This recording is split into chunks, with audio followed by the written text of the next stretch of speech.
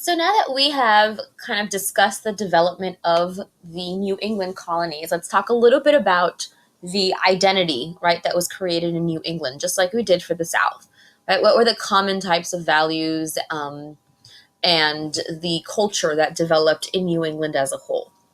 So, first of all, what we see is that in the New England colonies, right, there were a lot of these Puritan values, the idea of hard work, modesty, education. These were important values throughout all of the different New England colonies. Education, primarily, was definitely extremely important.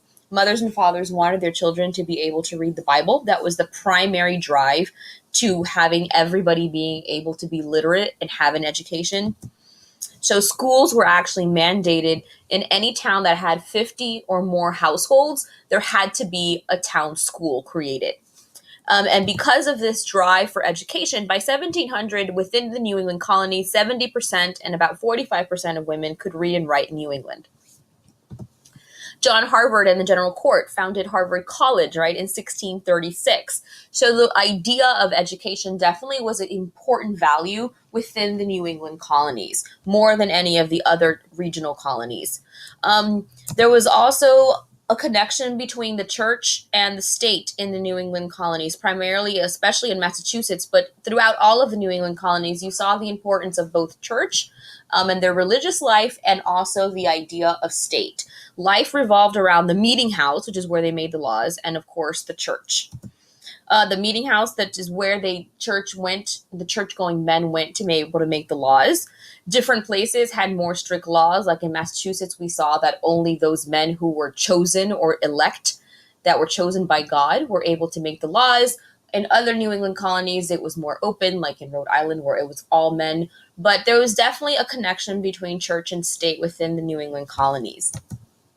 When we're looking at economy and how they made money, right? New England was not really a good land for cash crops. You didn't find the large plantations that you found in the South because there was long winters and very poor soil. So cash crops would not be very good there. However, in New England, they did have a large forest area and port cities. So this really promoted the growth of the shipbuilding industry. Fishing was also a leading industry throughout the New England colonies. People in New England actually owned very small farms where they were able to grow crops, just enough crops to be able to survive on, so just to feed themselves. This was known as subsistence farming.